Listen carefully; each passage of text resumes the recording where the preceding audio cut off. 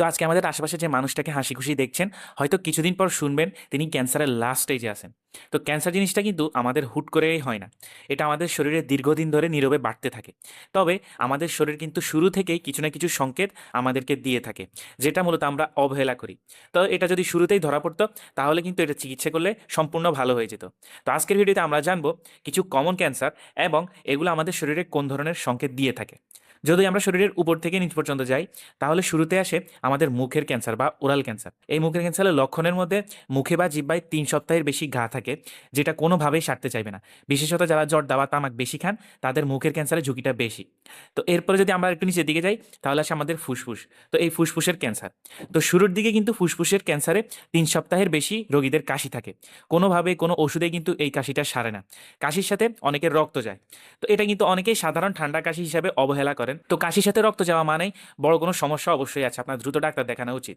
এরপরে যদি আরেকটু নিচের দিকে যাই, তাহলে স্তনের ক্যান্সার, যেটা নারীদের মধ্যে সবচেয়ে সাধারণ। তবে এই স্তনের চাকা মানেই কিন্তু ক্যান্সার না।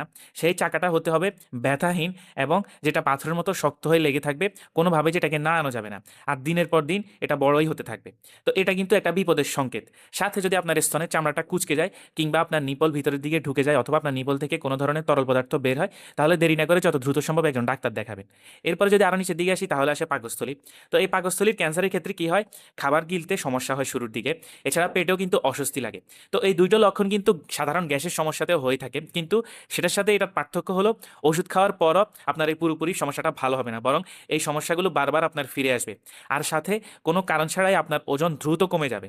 তো এমন সমস্যা যদি আপনার হয়ে থাকে, তাহলে দ্রুত একজন ডাক্তার দেখাবেন। এরপরে আসি কোলনে।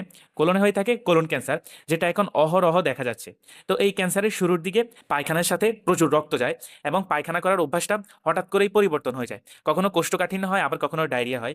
তো এই দুটো অবস্থায় যদি একের পর এক আপনারা আসতেই থাকে, তাহলে অবহেলা না করে দ্রুত একজন ডাক্তার দেখাবেন।